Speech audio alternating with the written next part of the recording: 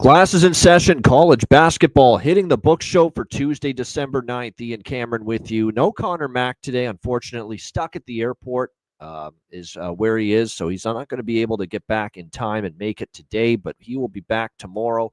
And tomorrow we've got our members-only show here on the Hitting the Books YouTube channel, which we have Wednesdays and Fridays at 5 o'clock p.m. Eastern Time. Again, this is those shows on Wednesdays and Fridays exclusive to subscribers and members of the channel and everyone that is currently a member of the channel. We thank you so much for the support. And like I said, we've got the members only shows coming up tomorrow and Friday this week. Tomorrow we'll talk NHL, NBA, college basketball, a look ahead to Thursday night NFL, which is Atlanta versus Tampa Bay.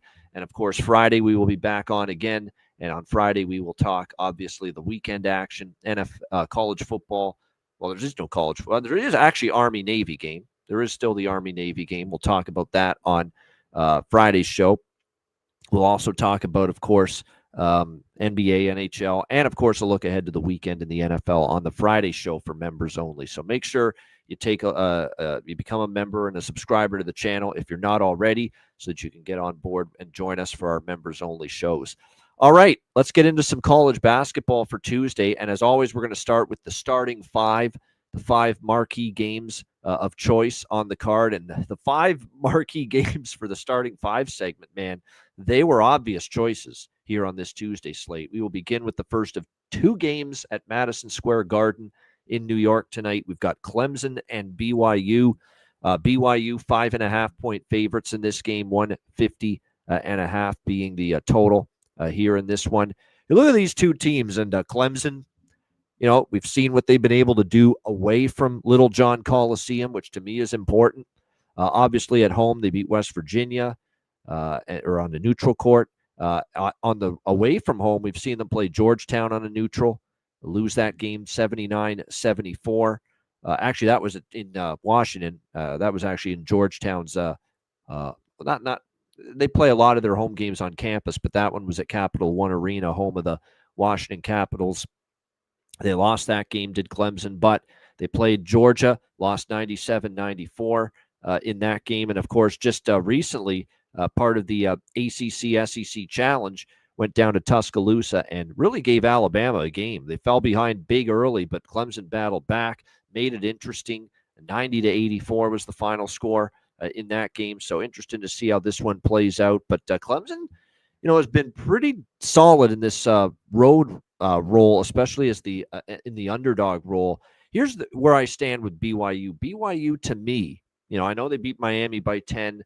They had the loss to UConn earlier this season. They did beat Villanova first game of the year, but they only won that game by 5, and they didn't cover. I think this could be a few too many points here to be spotting this Clemson team. Obviously, when you look at the BYU Cougars, they have the potential to be just a phenomenal starting five. There's no doubt the starting five is awesome.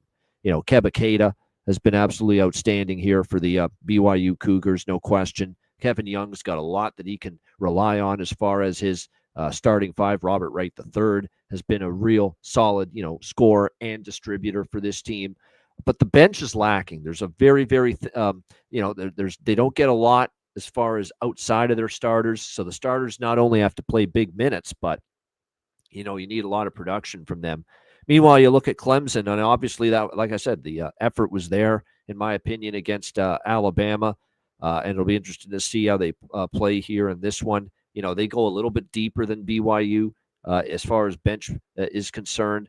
You look at it, they've got a couple of really good scorers as well. RJ Godfrey, who's averaging 12.1 points per game. I think they've got some size, too. They got a few more options than BYU along the bench. So, like I said, I just think now it's come down a bit. I think when it was 7.5, 8, I like Clemson more. 5.5's more in line with where I think it should be. But I definitely leaned at 6.5, 7, where it was earlier today, toward Clemson a little bit. Total is tough because I think it's an overpace. But these games at Madison Square Garden sometimes can go under, and long-term they've been unders in this venue for college basketball games, if you include the Big East tournament that's held here every year as well. So it's tough on the total. The matchup tells me over, but the venue and the situation kind of dictates the other way, so I'm probably going to stay off the total when it comes to that game. All right, next up in the starting five, Villanova, Michigan. Michigan 16.5 point home favorites, 153.5 the total in this game. I agree with the move up to the total. Michigan's over until proven otherwise. Like, they're scoring 90 and 100 points, every single game lately. They have just had no problem filling up the basket. I don't know if Villanova defensively, especially going on the road, is ready for what they're about to see here from this Michigan Wolverines team. They've been absolutely just tremendous offensively, inside, shooting the three, you name it. They've been able to get it done in so many different ways offensively. Number 6 in the whole country as far as field goal percentage, 50th in three-point percentage, 37.3. And by the way, Villanova does not defend the three. 363rd three-point percentage defense for Villanova. 42.5% allowed from the perimeter, from beyond the arc. That does not bode well for the Wildcats against Michigan's perimeter firepower here in this game. It's kind of a pace war. Villanova's in the 300s in pace and possessions per game. They're going to want to slow things down. But at the same point in time, I think when you look at Michigan, they're as fast as it gets, top 20 in pace. I always say the home team, and especially the better team, is going to be able to dictate that pace. I don't think Villanova is going to be able to defend this team. Once they get those threes falling, and all indications are, because that's a good matchup for Michigan against this Villanova defense that struggled against the three. Morez, Johnson, there's just too many weapons right now to deal with. If you're on the Villanova side, when you look at what Michigan's got at their disposal with Morez Johnson, with Lendeborg, with Ade Mera, with Elliot Cadeau, Namari Burnett. It's just the starting five. They can all contribute.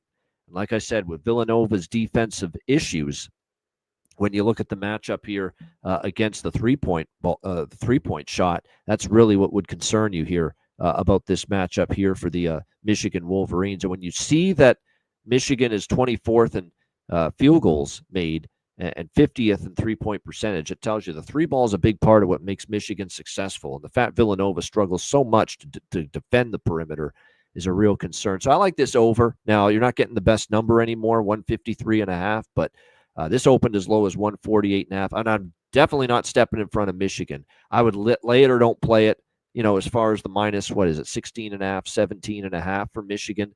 But I prefer the total here in this game. All right, next up, shout out to, by the way, I appreciate the kind words from Frederick Davis. Finally found you. Shout out to Ski. Well, I appreciate it. I do this show, Hitting the Books with Connor Mack. I got my own channel, which has a football show, the Football Frenzy, NFL every week on my own YouTube channel. The link is on Twitter. The Ice Guys for hockey, NHL, 7 days a week. We have that going as well, so I appreciate the support. And thanks to everyone for tuning in. Billy Heath, good to see you. Golfing Stars fan, good to see you. Dram Yankee, good to see you. Thanks to everyone for tuning in. On we go. Illinois, Ohio State. Illinois, 3.5-point road favorites, 160 the total. Big win for the Illini on the weekend, going to, it wasn't a true home game for Tennessee. It was in Nashville. But still, it was a very, very good win for the Illini, defeating the Volunteers 75-62. I'm slightly concerned about maybe them having an emotional letdown or hangover here, but the problem is I don't know what to make of Ohio State. I don't know how good they are, because you look at their schedule. They beat Notre Dame, but they only won by 1 and escaped, and Notre Dame's got some issues, in my opinion. They lost to Pitt on a buzzer beater, 67-66. Pitt's a solid team. I don't know if they're great.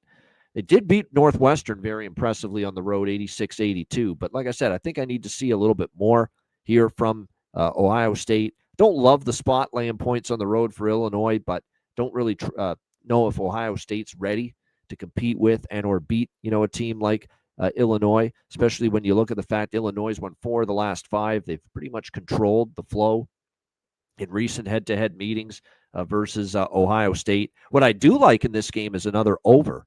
3-0 to the over in the last 3 head-to-head meetings. 2 of those got into the 160s. I believe this total has climbed for a reason. 155 up to 159.5, 160. I think we will see some points here with Illinois taking on Ohio State. I still don't think Ohio State's defense is that good. They have shown they can score. They showed it against Northwestern. They showed it, against a couple other teams there, Indiana. IU Indianapolis early in the year. But defensively, when they have to face a pretty good offensive team, you can argue this better than any team offensively that they've seen this year, what they will face tonight with Illinois. I think there's still some questions on the defensive end of the basketball court for Ohio State. So you factor in the 3-0 over run, 2 of those getting into the 160s, and I do think the over is the way to go here in this one. All right, Penn State, Indiana, another Big Ten matchup. Indiana, 14-point home favorites, 152.5 the total here in this game. I think this is where Penn State, they're walking into a buzzsaw, in my opinion. I have been betting against Penn State quite a bit this year. Now, a lot of times they've been laying points. Now they're a big dog. Maybe now there's value on Penn State. Maybe there is, but I look at this team as a team with a lot of problems. They don't guard. They're struggling defensively. They have played as weak a schedule as I have seen to begin a season. They haven't played anybody outside of Providence. Providence is by far the best team that and they're a very young, very inexperienced team this year, the Penn State Nittany Lions, littered with a bunch of freshmen and sophomores. And when you look at Penn State going into this game here tonight, they played Navy at home, 12-point favorite, didn't cover, won by 9.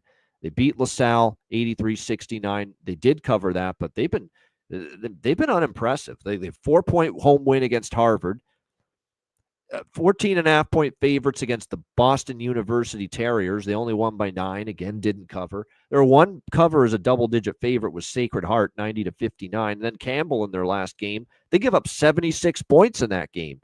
And fail to cover as 14-point favorites. They haven't played anybody out, and then their one road game too was against New Haven, a newbie to Division I college basketball. So throw that one out.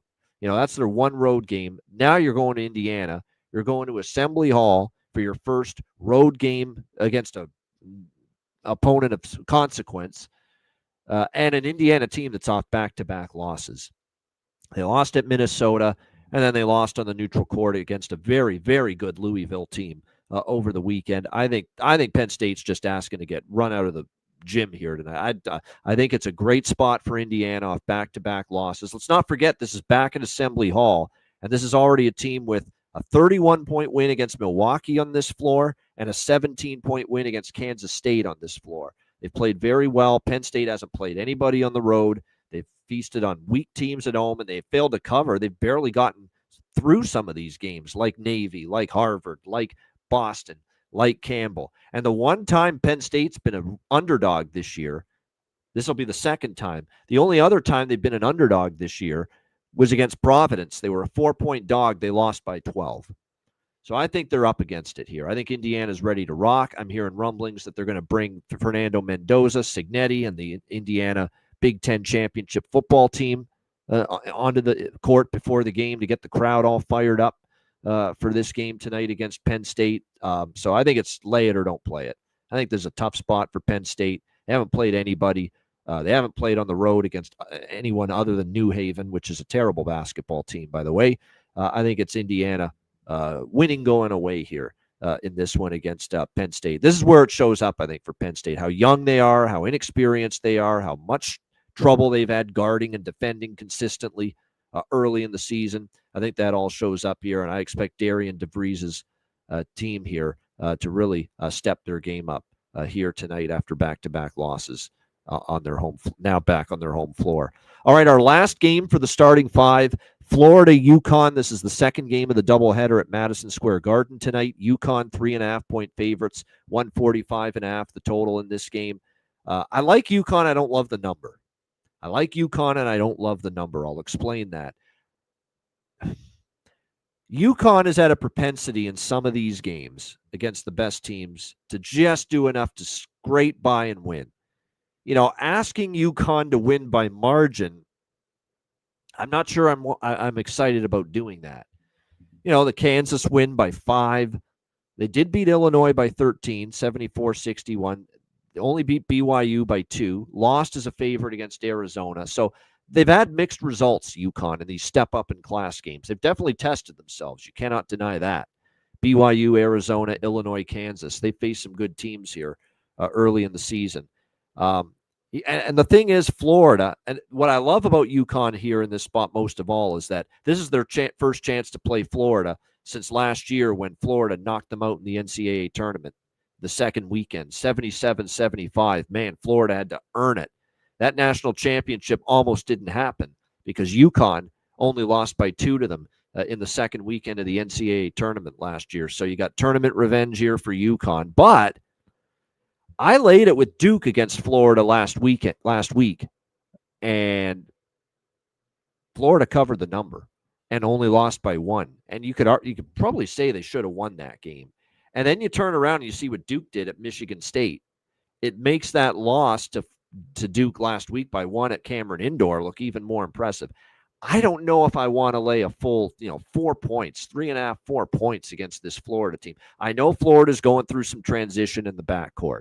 They got some new faces back there. They're trying to integrate Boogie Fland running the show at the point guard spot. Obviously, they've still got Thomas Houck and Alex Condon and Ruben Chinyelu. The front court's still intact, and it's great. We all know that from the championship team. But at the same point in time, like I said, Florida took Duke down to the wire, lost by 1. Well, if they lose by 1 here, they're covering the number.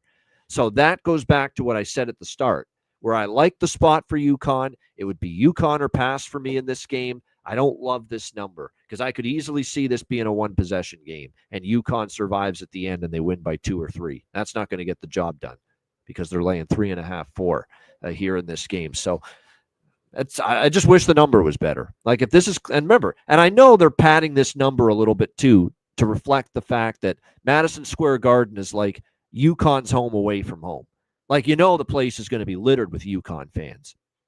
UConn takes over Madison Square Garden every time they play there. All you have to do is look at the Big East tournaments these last few years whenever UConn plays there and how many UConn fans are there. So I agree. This is definitely not a neutral court tonight. UConn's going to have a pretty good pretty good advantage in fan support probably tonight. But that's accounted for in the number. So like I said, I really wanted to take UConn here. I lean UConn here, but the number's not great. I would have liked something closer to pick them than this. I'll probably have a small bet at the 3.5 on UConn, but like I said, I'm a little bit concerned this is a down-to-the-wire game. It very well could be. In my opinion. All right, there you have it. That's the starting 5, the biggest 5 marquee games. Again, on every college basketball show, we will start with the starting 5 segment, 5 of the biggest games on the board for this given slate. Just a couple other bets that I'm going to throw out to you guys. This is an ugly dog because I don't think they're very good, but I'm taking the Brown Bears against Providence. Brown is plus 19.5. What can Brown do for you? Cover the point spread, cash a ticket. That's what they can do. And I think they will do that tonight. I think it's a brutal spot for Providence. Providence is coming off a dominant, tremendous double-digit win against Rhode Island over the weekend. They're playing really good. They're starting to play really good basketball. I just think this is the ultimate flat spot. Coming off the Rhode Island win, you play your Big East Conference opener against Butler coming up in your next game, and nestled right in between, you've got this Brown game. And like I said, I think this is where kind of Providence, goes through the motions a little bit, just does enough to win the game. It's a big number, and Brown's not very good either, and especially offensively, they've had some issues. But I think in this spot, it's worth it. And this is like a little brother, big brother type of situation here. Brown getting a chance to play, an in-state team, because I'm pretty sure Brown is a Rhode Island University, if I'm not mistaken. It's in the state of Rhode. Yeah, it is. Yeah, Brown is in. Brown's right there in Providence. This is like an in-city battle. So Brown is going to look at this as, we want to measure up here against Providence. So I expect a good effort from Brown here tonight against Providence. And like I said, for Providence coming off the blowout against Rhode Island, the blowout win, and then they got Butler in conference play coming up. I think this is not a bad shot to take with Brown plus 19.5 against Providence tonight in that game. I like the over in South Dakota, Wyoming. That total's gone up. Both teams play fast. Both teams are very sketchy defensively. Both teams can score. So, South Dakota, Wyoming over the total. I like that one. What else did I bet here on the board here? Columbia. I think Columbia might be a little cheap against Stony Brook. I think Columbia is just better than Stony Brook. I don't always love laying points on the road, but 3.5 with the Columbia against Stony Brook. I'd probably lean in that direction. I grabbed the 17 with Northern Arizona, the Lumberjacks in-state game against Arizona State. I just think in this spot, Arizona State's had some big games lately. This may not be a spot where we're getting their absolute best. Remember, we're closing in on exams too for the students, so we don't expect some of these home courts to be as strong, as they typically can be. So I think being able to get 17 with the Lumberjacks there, NAU, Northern Arizona, we'll see how that plays out. But like I said, we've seen Northern Arizona. They did cover against Arizona. Let's not forget that. For Arizona State, they played Texas. They played Washington State. They lost to USC. Then they had another big. They've had one big game after another. Other than Georgia State, they played Gonzaga. They went, to Hawaii, then Texas, Washington State, USC, Oklahoma, which they won the last game 86-70. I think this could be a spot just to, do enough to win, move on. I think 17 here with Northern Arizona is worth a look there in that game. That's really about it. USC, San Diego. San Diego is pretty bad. Do I want to lay? I wouldn't bet San Diego. Do I want to lay 15.5, 16 is the question there in that game. The added board, I dabbled a little bit in Virginia because I think Maryland Eastern Shore is that bad. The over, I think, might be worth a look because I think Virginia can put up a big number there, and you just hope Eastern Shore can do enough. So Virginia laying the 37 plus the over, 134. I think both of those are worth a look. I took Bucknell against Rider. That's the only other added board game I bet. Bucknell, small road favorite against Rider. Rider's that bad. I tried back in Rider last game in their conference in Metro Atlantic play over the weekend, and they still didn't cover. They're just terrible. They're a really bad basketball team. One thing I'll say about Bucknell, the Bison, is, they played Pittsburgh. They played, St. John's. Buffalo's pretty solid. Cornell. They played some pretty decent teams in the non-con. Hofstra. I think Rider, like I said, it's rough. Rider is 1-6 against the spread, 1-7 straight up. We're just asking Bucknell to win this game. I think they can do that. So Bucknell, small road favorite against Rider. I like that. Yeah, USC off the Washington loss. That's a good point, Nick. I like I said, it's USC or pass. Maybe USC team total over because if they're going to cover, it's probably because they're going to score a lot. So the team total over for USC, I could see that. So again, I didn't bet it, but I don't mind looking at that. I'm definitely not betting the Toreros. I'm definitely not betting San Diego. That much I know. That's all I got. Unless one of you guys in the chat have a question for me about one of the other games, that's it. We're going to wrap it up. It's going to be a short show today with just me on it. Connor Mack will be back. Remember, members of the Hitting the Books YouTube channel, we got the members-only shows tomorrow on Wednesday and Friday at 5 p.m. Eastern. So make sure you check those out. We're looking forward to it. All sports we hit, NFL, college football, NBA, college basketball, NHL on the members-only editions of the Hitting the Books show. So make sure you check that out. Tomorrow, we've got one, 5 p.m. Eastern, and again on Friday, we have one also at 5 p.m. Eastern time. All right. Wyoming, I like the over in that game there, Maurice, more than anything. Wyoming, South Dakota. I lean to the favorite, though. I do. I lean to the favorite. I think, Laramie's a pretty tough place. They've been good historically there. It's just a few too many points. I wanted to lay a little cheaper number than that, but certainly I would only look toward Wyoming at home. Let's lay it or don't play it for me as far as the side goes there. Best bet. Let's see where we're going to go for best bet here. We're